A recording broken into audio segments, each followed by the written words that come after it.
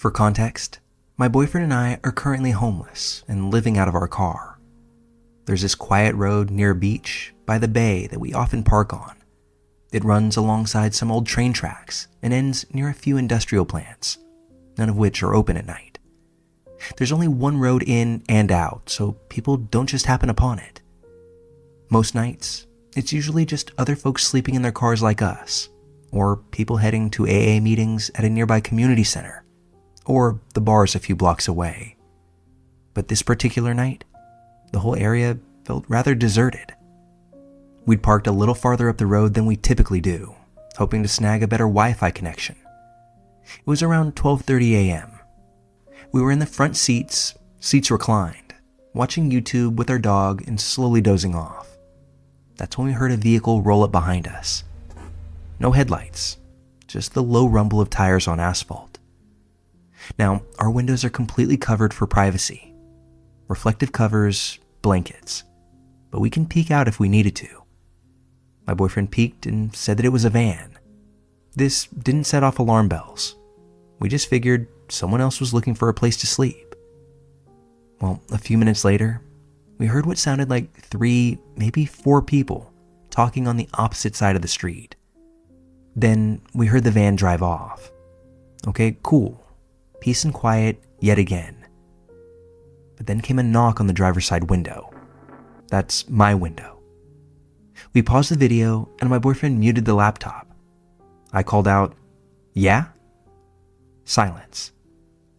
This time my boyfriend tried. Louder this time. "Can we help you?" Nothing. That's when I happened to realize my door was still unlocked.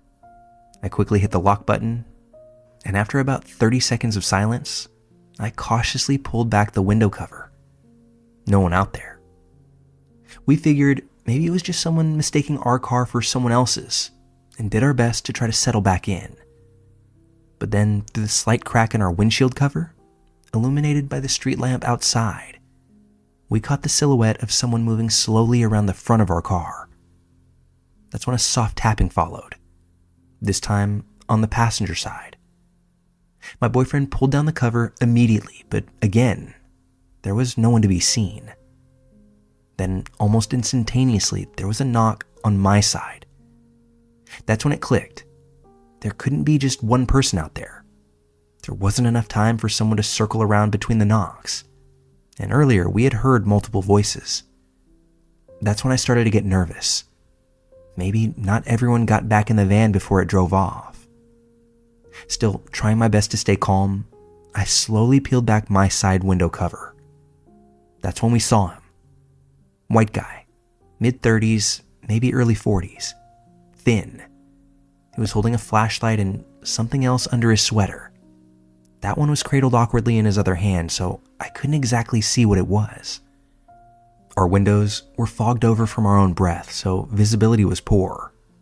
But it gave us the creeps immediately. That's when he leaned down and said, "Hey, I need a jump." I found it interesting that that's what he went with. Almost instinctively, we told him, "Sorry, we're just about to leave and we're kind of in a rush." That's when he whined, "Come on, I've been down here for hours looking for help." But that's where things got weirder. We had parked at this spot about 45 minutes earlier. We had gotten out, let the dog do his business, while we set up for the night. If this man had been down here the whole time, then why didn't he ask us for help then? Additionally, we hadn't heard a single sound that would indicate a car struggling to start. No engine attempting to turn over, no clicking, not even keys jingling. There was nothing. Red flags started going off in my head when I put together that he said, "I've been down here." Singular. Yet earlier we heard multiple voices, and now he was the only one visible? Whoever else was with him was definitely trying to stay out of sight. After a few more seconds of tense silence, he turned and huffed back across the street to a white car with black rims. This was a car we had seen before, but had never associated it with him. I suddenly got this terrible gut feeling. That car probably wasn't his. I started the engine without saying much and told my boyfriend to start wiping down the window so I could see. As soon as I could, I drove off. Something about this entire situation just reeked of danger. It felt like whoever this was, they were trying to lure us into opening a door or rolling down a window. And when that didn't work, the guy gave some sob story, hoping that we'd step out and offer to help. But then what? Maybe they'd try to rob us. Maybe they'd go for the laptop, the one casting a faint glow through the blankets. Or maybe they were going to try to jack the car once we stepped out. There's always the possibility that it was something worse than that. Of course, maybe he really did just need a jump. That's a thought I've entertained between then and me writing this. Maybe I left some poor guy stranded on the side of the road, and I'm the jerk of the story. But I don't exactly buy that. We drove to a McDonald's that night, grabbed something to eat, and then parked behind a friend's place, somewhere much less exposed. Our trunk lock had recently broken, and it was now held shut by only bungee cords. Almost everything we owned was in there, and it's been a growing worry. It makes me feel like there's a target on us for any and all thieves. Well, the next morning, we drove back by the beach road. That same white car with the black rims was still parked there. Only now, one of the back windows was smashed in. That man? Nowhere to be seen. Like I said, I don't think that was ever his car. I think he and others arrived in that van. One of them left with it, while the rest stayed behind to case vehicles, or worse, to wait for someone like us to make a mistake. My boyfriend's been a bit shaken ever since. We're now actively looking to rent a space in someone's driveway, someplace much safer in comparison, where we're not so exposed, somewhere we won't be sitting ducks for strangers in the night. He jokingly teased the dog for not barking, but honestly, I think our pup was smarter than us in that moment. If we'd needed to stay silent and act like the car was empty, having a quiet dog might have helped. It's like he was trying to read the room and waiting for our signal before he went off. I'm just so grateful that I wasn't out there alone. Even together, I think we were outnumbered. If it had just been me, a 100-pound woman alone in a car in the dark, I doubt they'd have been so subtle. Sometimes I wonder if I've just watched too many true crime shows, if I'm paranoid from years of scary stories. But then again, my grandfather worked as a detective for 30 years, specializing in sex crimes and homicide in this exact area that we're from. He always told me, the real monsters out there aren't boogeymen. They're just regular men. And that's something that I've never forgotten.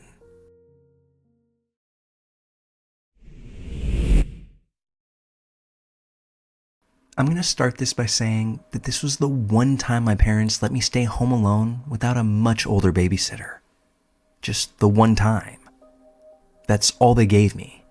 And of course, it turned into the kind of memory that burns itself into your brain. It was a hot, sticky summer afternoon in our sleepy little suburb. I was 10 years old, finally given a sliver of independence.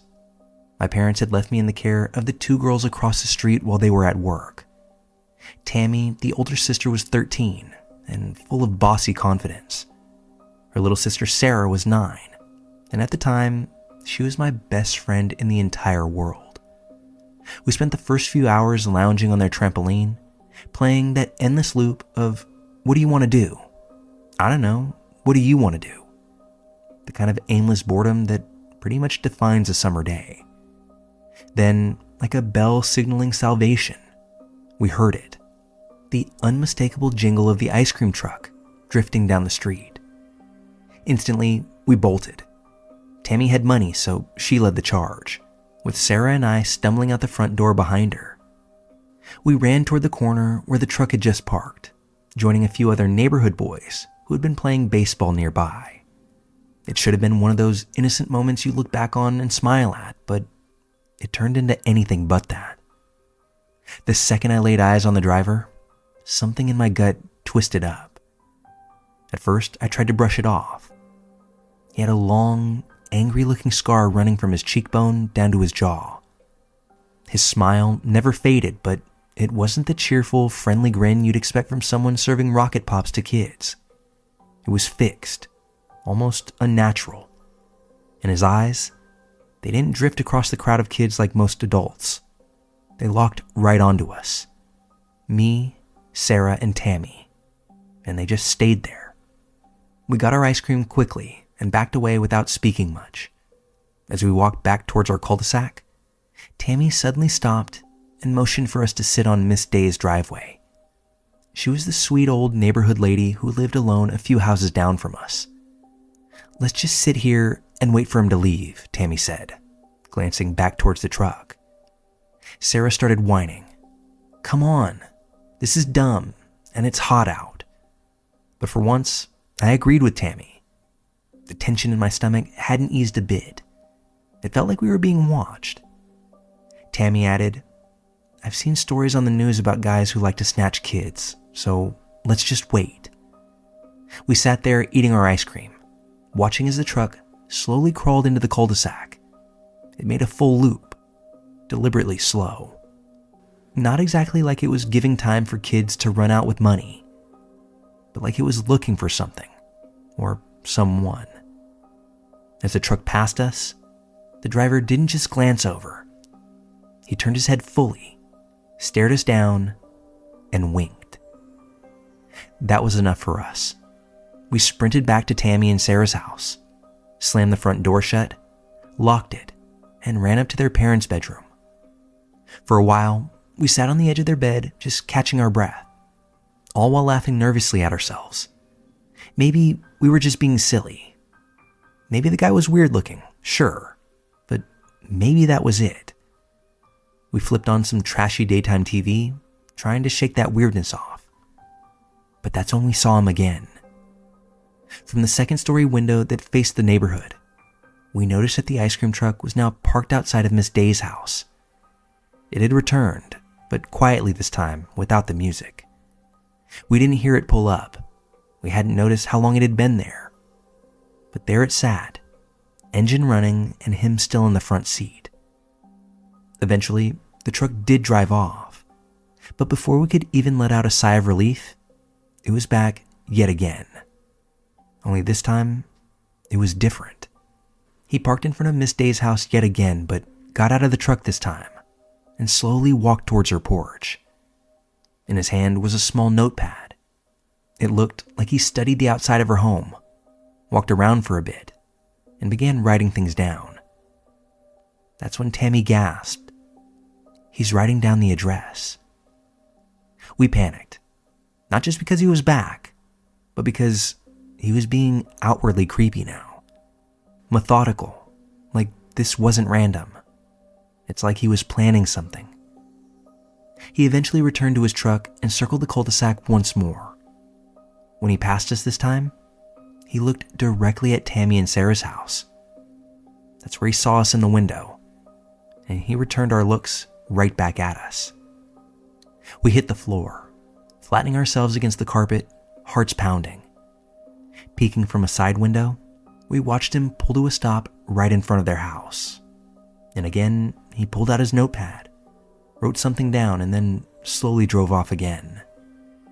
The moment he was out of sight, we ran out the front door, barefoot. Ice cream now long forgotten. We ran our way to Miss Day's house. She had actually just pulled into her driveway getting home from work. We knew that she worked at the local police department. Tammy spilled everything rapid fire. The drive-bys, the notepad, the way that man circled our houses. Miss Day took us seriously, and within minutes, she was on the phone with someone at the station. Here's the part that sends chills through me even now. The authorities found the guy. They found him still driving that truck. And yeah, he had a notepad, and inside were descriptions of each of us. What we looked like, what we were wearing that day. Little things that would make your stomach sink. Alongside those notes were the addresses of both Miss Day's house as well as Tammy and Sarah's house. There were even handwritten reminders. Things like 3 p.m., no one home, scrawled in the margins. Turns out this man was a registered child sex offender, Not only that though, he had an active warrant out for his arrest. And yet somehow, he was behind the wheel of an ice cream truck, working a job that gave him direct access to kids. I still don't understand how that was possible. How someone like him took up that job. How he was able to get that close to kids. To this day, whenever I hear the ice cream truck jingle on a summer afternoon, even as an adult, it doesn't make me nostalgic. It doesn't make me crave bomb pops or Choco Tacos. R.I.P. Choco Tacos, by the way. It makes me nauseous. And I think a lot about what might have happened if we hadn't run. If Tammy hadn't insisted we sit and watch. And if Miss Day hadn't come home early that day. It's those little kinds of choices that keep you safe. Or don't. After this, we never saw that man or his truck ever again. But for us, for me specifically, something else died that day. A little bit of innocence. Because as I think back, that was the last time I ever screamed for ice cream in my life.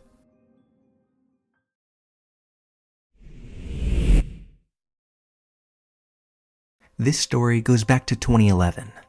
At the time, I lived in a rental property owned by my parents, and they allowed me to sublet the rooms. There were 4 girls living in the house, including myself.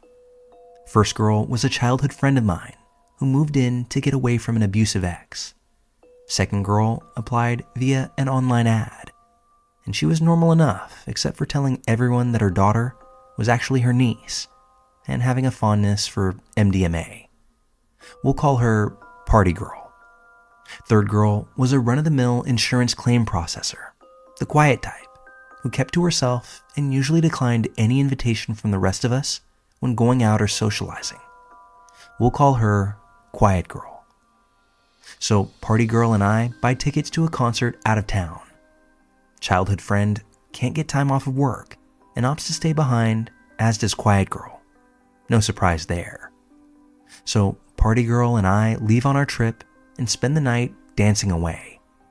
Meanwhile, childhood friend comes home from work to find Quiet Girl sitting in the shower, screaming, crying, with the bathroom door wide open. She asks if she's okay and does what she can to calm her down. Quiet Girl says she wanted to make dinner for all of us, and Party Girl and I have ruined her cosmic plans. Childhood friend sees spoiled chicken breasts in the sink and thinks, "Aw, poor thing just wanted to do something nice," and offers to go out to dinner together as Party Girl and I will be back tomorrow night, and we could all do our roommate dinner then. While at the all-you-can-eat Chinese buffet, childhood friend notices Quiet Girl is stuffing her purse full of food. This is odd, because she's not even attempting to wrap it in napkins. She's literally just throwing chicken wings into her purse. When they get home, Quiet Girl started talking all this crazy that made no sense whatsoever, and childhood friend gets a little nervous before excusing herself to go to bed early. She then locks herself in her room and nopes out for the night. When Party Girl and I get home the next afternoon, we notice a few things. Childhood friend is already at work, but Quiet Girl is sitting on the living room couch, completely naked, and she's covered her body in the stuffed animals that belong to the rest of us. What? The rotten chicken is still in the sink and smells strongly of bleach, along with other chemicals. There are knives laying around, and the pictures that had once been adorned on the walls had now been removed. I go to my room and see all the pictures of my dad have been piled up in the middle of my bed. I ask Quiet Girl about this, and she explains that I need to be reunited with my father. My dad died in 2003, and this is troubling. Party Girl emerges from her room wondering why her underwear is piled up in the middle of her bed, along with several other possessions having gone missing. Quiet Girl says she needed them for the ritual and explains we can find what we're looking for in the backyard. That's where we find the charred remains of our things in the smoldering fire pit. Also troubling. We're both angry as hell at this point and demand that she explains her behavior. This is where she goes full crazy and explains our souls are all linked, and only through death can our bonds be truly realized. She explains that her and my cat are one soul, and he's been telling her about all of our sins and bad behavior. Also, that it's actually her cat. She then full-on threatens to end our lives as soon as the last member, childhood friend, arrives home. I grab the largest knife I own while Party Girl and I barricade ourselves in my room in the basement. She calls childhood friend, telling her not to come home as it isn't safe, and I call 911 as my life has been officially threatened by someone who has clearly lost all grip on reality. Cops arrive within minutes and ask Quiet Girl her name. At this point, she just starts screaming her first, middle, and last names repeatedly, over and over again, will not stop. At this point, my cat is trying to sneak out the front door, and I ask one of the officers to grab him. She begins to scream that it's her cat and not to touch him. I'm now in tears and offer to retrieve his adoption papers, the ones that highlight I'm his rightful owner. I'm clearly terrified and don't know what to do. Party Girl is hiding behind me. Then Quiet Girl loses her absolute shit.